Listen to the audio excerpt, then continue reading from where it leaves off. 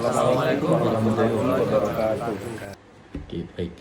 Untuk pertama, terima kasih kepada Pak Anang selaku dosen pengampu pada mata kuliah Seminar Manajemen Pemasaran ini dan juga teman-teman kelas manajemen reguler sore telah menyempatkan waktunya untuk menyaksikan video presentasi dari kelompok kami yaitu kelompok 1. Oke, di sini kami akan mempresentasikan materi berupa bab 1 mengenai produk. Oke, sebelum kita masuk ke materinya, mari kita perkenalkan masing-masing anggota kelompok kami.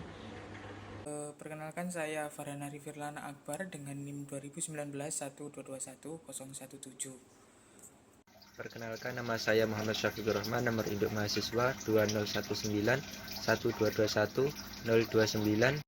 Baik, perkenalkan nama saya Haris Fajar Kurniawan dengan NIM 2019-1221051. Perkenalkan, nama saya Yoga Bagus Prasetya, NIM 2019-1221055. Oke, perkenalkan nama saya Hermawan dengan NIM 2019-1221140. Perkenalkan, saya Sihab, NIM 2019-122-1225. Oke, di sini saya akan menjelaskan materi pertama yaitu apa sih pengertian tentang produk dan jenisnya. Untuk produk sendiri adalah sesuatu yang dapat ditawarkan ke pasar untuk dipakai atau dikonsumsi sehingga dapat memuaskan keinginan atau kebutuhan sebuah konsumen. Sedangkan untuk jenis produk memiliki dua jenis yaitu produk konsumsi dan produk industri. Untuk produk konsumsi biasanya produk yang dibeli dan tidak dijual lagi, sedangkan untuk produk industri produk yang dibuat atau dibeli untuk dijual lagi. Seperti itu. Nah, untuk produk konsumsi ini memiliki 3 jenis barang. Yang pertama adalah barang kebutuhan sehari-hari, di mana barang tersebut dibeli dengan mudah atau tidak terlalu sulit, seperti membeli barang di toko-toko kecil, membeli barang di toko kelontong. Adapun seperti barang belanja, di mana konsumen membeli barang tersebut berdasarkan dari segi kualitas, harga maupun manfaatnya nanti ketika sudah dipakai. Dan untuk barang yang terakhir adalah barang khusus, di mana sebuah barang ini memiliki ciri khusus atau ciri khas miliknya sendiri atau biasa disebut dengan unik, dan konsumen berusaha untuk membelinya atau memilikinya seperti mobil, sepeda motor ataupun rumah, seperti itu. Nah, sedangkan untuk produk industri sendiri dibagi menjadi 3 bahan. Yang pertama adalah bahan mentah, di mana bahan tersebut akan diolah menjadi bahan baku, dan bahan tersebut berasal dari hasil alam seperti hutan, gandum, kedelai mungkin seperti itu. Sedangkan untuk yang kedua adalah bahan baku atau suku cadang pabrik, di mana barang industri yang digunakan untuk pengoperasian atau pembuatan produk itu sendiri, misalnya seperti mesin, pasir, dan lain sebagainya. Untuk yang ketiga adalah perbekalan operasional, di mana barang kebutuhan sehari-hari bagi sektor industri, misalnya seperti alat-alat kantor yang dibutuhkan biasanya untuk kegiatan sehari-hari, seperti itu. Pengertian produk menurut ahli. Menurut William J. Stanton, produk secara sempit dapat diartikan sebagai sekumpulan atribut fisik yang secara nyata terkait dalam sebuah bentuk dapat diidentifikasikan. Sedangkan secara luas, produk merupakan sekumpulan atribut yang nyata dan tidak nyata, yang di dalamnya mencakup warna, kemasan, harga, proses pengecer, dan pelayanan dari pabrik dan pengecer yang mungkin diterima oleh pembeli sebagai sebuah hal yang dapat memberikan kepuasan atau keinginannya. Menurut Kotler, produk merupakan segala sesuatu yang ditawarkan, dimiliki, digunakan, ataupun dikonsumsi, sehingga mampu memuaskan keinginan dan kebutuhan termasuk di dalamnya, berupa fisik, tempat, orang, jasa, gagasan, serta organisasi. Sedangkan menurut Haja Slim Saladin, dalam pengertian yang sempit, produk merupakan sekumpulan sifat fisik dan kimia yang berwujud dan dihimpun dalam sebuah bentuk serupa dan telah dikenal. Dalam pengertian luas, produk merupakan sekelompok sifat yang berwujud maupun tidak berwujud, yang di dalamnya memuat harga, warna, kemasan, prestis pengecer, prestis pabrik, serta pelayanan yang diberikan oleh produsen dan pengecer kepada konsumen dalam rangka pemenuhan kepuasan konsumen atas apa yang diinginkannya. Dalam pengertian secara umum, produk dapat diartikan secara ringkas sebagai setiap hal yang mampu memenuhi dan juga memuaskan kebutuhan ataupun keinginan manusia, baik yang memiliki wujud tangible maupun yang tidak terwujud intangible. Klasifikasi dan tingkatan produk menurut Kotler dibedakan menjadi 3 hal. Yang pertama berdasarkan wujudnya, yang kedua berdasarkan aspek daya tahannya, yang ketiga berdasarkan tujuan konsumsi. Yang pertama, berdasarkan wujudnya dibedakan menjadi 2 bagian, antara barang dan juga jasa. Barang yaitu produk yang terwujud fisik, bisa dilihat, dirasakan maupun diraba. Misalnya baju, sepeda motor, rumah, dan sebagainya. Sedangkan jasa merupakan aktivitas manfaat atau kepuasan yang ditawarkan untuk dijual atau dikonsumsi pihak lain. Misalnya kasir atau pramuniaga maupun pelayan restoran. Yang kedua, berdasarkan aspek daya tahannya. Yang pertama, barang tidak tahan lama atau non-durable goods. Misalnya sabun, pasta gigi, dan minuman kaleng. Yang kedua, barang tahan lama, durable goods. Misalnya lemari es, mesin cuci, dan sebagainya. Dan yang ketiga yaitu berdasarkan tujuan konsumsi. Yang pertama barang konsumsi atau consumer goods. Misalnya pakaian, sepatu, dan sebagainya. Yang kedua barang industri atau industrial goods. Misalnya tembakau, tekstil, dan sebagainya. Dan menurut Kotler, barang konsumen dibedakan menjadi 4 jenis. Yang pertama, convenient goods adalah barang yang sering dibeli di mana konsumen tidak akan berpikir panjang dalam membeli. Misalnya tisu, sabun mandi, pasta gigi, dan sebagainya. Yang kedua adalah shopping goods. Adalah barang yang dimana pembeliannya dibandingkan oleh konsumen. Misalnya dalam membeli motor, mobil, maupun furniture. Yang ketiga adalah specialty goods. Adalah sebuah produk yang dipromosikan khusus kepada target konsumen tertentu. Misalnya mobil mewah seperti Lamborghini, Ferrari, dan sebagainya. Yang keempat ada unsold goods, adalah barang yang tidak diketahui maupun sudah diketahui konsumen, akan tetapi belum terfikirkan untuk membelinya. Misalnya asuransi jiwa, ensiklopedia, dan sebagainya. Dan tentunya dalam memilih sebuah produk harus memperhatikan yang namanya kualitas produk tersebut.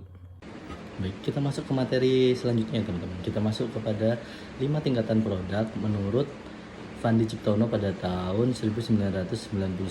Oke, yang pertama ada core benefit atau produk utama, yaitu pengertiannya manfaat dasar dari suatu produk yang ditawarkan kepada konsumen. Oke, misalnya kita ambil contoh untuk poin 1-5 ini dari bisnis laundry ya teman-teman. Yang pertama, laundry pada dasarnya memiliki manfaat untuk membantu orang dalam meringankan beban cuci pakaian hingga bersih dan siap untuk dipakai kembali. Oke, kemudian yang kedua ada poin basic product atau produk generik, yaitu di sini artinya adalah bentuk dasar dari suatu produk yang dapat dirasakan oleh panca indera. Misalnya kita akan ambil bisnisnya dari bisnis laundry ya. Tentunya produk dasar yang menunjang manfaat inti yaitu antara lainnya deterjen, ada mesin cuci, ada setrika, kemudian pewangi pakaian, dan juga pelembut pakaian juga bisa. Kemudian yang ketiga adalah expected product. Di sini maksudnya adalah serangkaian atribut produk dan kondisi-kondisi yang diharapkan oleh pembeli pada saat membeli suatu produk. Oke, misalnya dari bisnis laundry tadi, pelanggan mengharapkan tokonya itu yang bersih, kemudian pelayanan yang ramah, dan staf-stafnya juga senyumnya juga lebar dalam melayani dalam laundry itu. Tentunya pelanggan akan senang jika mendapatkan pelayanan yang sedemikian rupa. Kemudian ada poin keempat yaitu augmented product. Di sini adalah sesuatu yang membedakan antara produk yang ditawarkan oleh badan usaha atau produk yang ditawarkan oleh pesaing. Misalnya di tempat laundry yang satu ini mendapatkan fitur-fitur atau menu-menu cuci yang lengkap, misalnya cuci kilat, cuci biasa, dan juga cuci-cuci lainnya, sehingga kemudian ada juga AC di tokonya sehingga membuat pelanggan nyaman dalam melakukan laundry di tempat tersebut. Kemudian yang kelima adalah potensial produk. Di sini semua argumentasi dan perubahan bentuk yang dialami oleh suatu produk di masa yang akan mendatang. Misalnya, konsumen akan mendapatkan member card dari toko laundry tersebut. Jadi misalnya ada program 10 kali laundry di tempat itu mendapatkan 1 kali gratis cuci. dan juga serta jaminan, misalkan ada pakaian yang hilang atau rusak akan diganti oleh pihak laundry-nya. Oke, kita masuk ke materi berikutnya, yaitu atribut produk dan juga kualitas produk. Di sini atribut produk adalah unsur yang menjadi pembeda atau pengembangan pada suatu produk sehingga memberikan nilai tambah, manfaat, dan juga menjadi bahan pertimbangan dalam pengambilan keputusan pembelian pada konsumen. Kemudian atribut produk ini bisa berupa fitur, kualitas, harga, kemasan, merek, dan juga garansi dan juga pelayanan. Misalnya nih, kita membeli suatu produk smartphone di Samsung, tentunya ada fitur-fitur yang diunggulkan oleh pihak Samsung ini terhadap HP ini. Kemudian ada kualitas juga, kualitasnya misalnya baterainya tahan lama, kemudian layarnya udah Super AMOLED atau bagaimana. Kemudian harganya cukup terjangkau bagi kalangan masyarakat. Kemudian kemasannya nih untuk di smartphone sekarang terbilang udah ramah lingkungan ya, tidak banyak plastik. Kemudian untuk mereknya, tentunya merek Samsung kan, siapa juga yang tidak kenal sama Samsung di sini. Kemudian juga ada garansi yang diberikan oleh pihak Samsung kepada konsumennya, misalnya kayak garansi 1 tahun atau berapa tahun gitu. Kemudian dan pelayanannya, tentunya konsumen mengharapkan pelayanan yang ramah dari pihak toko atau perusahaan apapun, demi konsumen itu akan kembali lagi untuk beli produk di situ lagi. Kemudian ada atribut produk juga memiliki pengaruh besar terhadap persepsi pembeli pada produk. Selain membedakan suatu produk dengan produk lain, atribut produk juga harus mampu menjadi suatu daya tarik bagi konsumen. Nah, ini juga penting nih. Jadi di mana suatu produk itu harus bisa dikembangkan biar juga mendapatkan daya tarik untuk konsumen agar bisa menarik konsumen untuk membeli. Oke, kemudian kita masuk ke materi yang selanjutnya, yaitu pengertian atribut menurut para ahli. Oke, yang di sini ada 5 ya. Ada yang pertama, Kotler dan Armstrong tahun 2012. Atribut produk adalah pengembangan suatu produk atau jasa yang melibatkan manfaat yang akan ditawarkan produk atau jasa tersebut. Oke, yang kedua ada Suharno dan Sutarso pada tahun 2010. Atribut produk adalah pengembangan suatu produk perlu dilakukan dengan mendefinisikan manfaat yang akan ditawarkan, yang dikomunikasikan dan disampaikan melalui atribut produk seperti kualitas, fitur, gaya, dan desain. Kemudian Ciptono 2008, atribut produk adalah unsur-unsur yang dipandang penting oleh konsumen dan dijadikan sebagai dasar pengambilan keputusan pembelian. Atribut produk meliputi merek, kemasan, jaminan atau garansi, dan juga pelayanan dan lain sebagainya. Oke, kemudian ada dari Gito Sudarmo. Di sini Gito Sudarmo mengungkapkannya pada tahun 1995. Di sini atribut produk adalah suatu komponen yang merupakan sifat-sifat produk yang menjamin agar produk tersebut dapat memenuhi kebutuhan dan keinginan yang diharapkan oleh konsumen. Kemudian yang terakhir ada dari Shimomura 2000. Atribut produk adalah manfaat yang akan diberikan oleh produk. Manfaat ini dikomunikasikan dan dipenuhi oleh atribut produk yang berwujud seperti merek produk, kemudian ada mutu produk, ciri produk, desain produk, label produk, kemasan produk, serta layanan pendukung produk tersebut. Atribut ini sangat mempengaruhi reaksi konsumen terhadap sebuah produk. Oke, dari semua pengungkapan dari para ahli tersebut banyak-banyak ya, kayak pengertian dari atribut produk ini semuanya tentang banyak lah. Ada yang fitur, ada juga merek, ada mutu, ada label, ada kemasan produk. Tentunya semua itu akan merangkul konsumen dan semakin meyakinkan konsumen untuk melakukan keputusan pembelian pada produk tersebut. Unsur dan komponen atribut produk. Menurut Kotler dan Armstrong, suatu produk biasanya diikuti oleh serangkaian atribut-atribut yang menyertai produk meliputi beberapa hal, yaitu sebagai berikut. 1. Kualitas produk. Kualitas produk merupakan salah satu sarana positioning utama untuk pemasar. 2. Fitur produk. Fitur produk. Suatu produk bisa ditawarkan dalam beragam fitur, model dasar, model tanpa tambahan apapun. Ini merupakan titik awal. Perusahaan bisa menciptakan tingkat model yang lebih tinggi dengan menambahkan lebih banyak fitur. Gaya dan desain produk. Desain memiliki konsep yang lebih luas dibandingkan gaya style.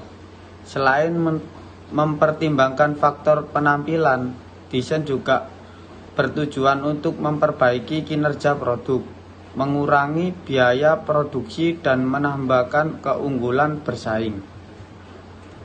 5. Merek.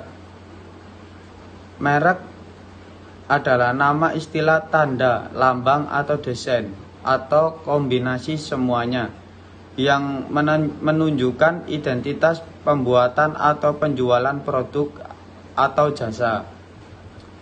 6. Kemasan. Kemasan melibatkan perancangan dan produksi wadah atau pembungkusan sebuah produk. Fungsi utama kemasan yaitu menyimpan dan melindungi produk. Ketujuh, label. Label bisa berupa penandaan sederhana yang ditempelkan pada produk hingga rangkaian huruf rumit yang menjadi bagian kemasan. Pelayanan pendukung produk. Pelayanan pelanggan merupakan elemen lain dalam strategi produk. Biasanya penawaran berusaha meliputi beberapa pelayanan pendukung yang dapat menjadi bagian kecil atau bagian besar dari seluruh penawaran. Dimensi kualitas produk. Menurut para ahli, menurut Mullins, apabila perusahaan ingin mempertahankan keunggulan kompetitifnya dalam pasar, perusahaan harus mengerti aspek dimensi apa saja yang digunakan oleh konsumen untuk membedakan produk yang dijual perusahaan tersebut dengan produk pesaing. 1. Kinerja berhubungan dengan karakteristik operasional dasar dari sebuah produk. 2. Daya tahan, yang berarti berapa lama atau umur produk yang bersangkutan bertahan sebelum produk tersebut harus diganti. 3. Kesesuaian dengan spesifikasi, yaitu sejauh mana karakteristik operasi dasar dari sebuah produk memenuhi spesifikasi tentu dari konsumen atau tidak ditemukannya cacat pada produksi. Fitur, karakteristik produk yang dirancang untuk menyempurnakan fungsi produk atau menambahkan ketertarikan konsumen terhadap produk. 5. Reliabilitas adalah probabilitas bahwa produk akan bekerja dengan memuaskan atau tidak dalam periode waktu tertentu. 6.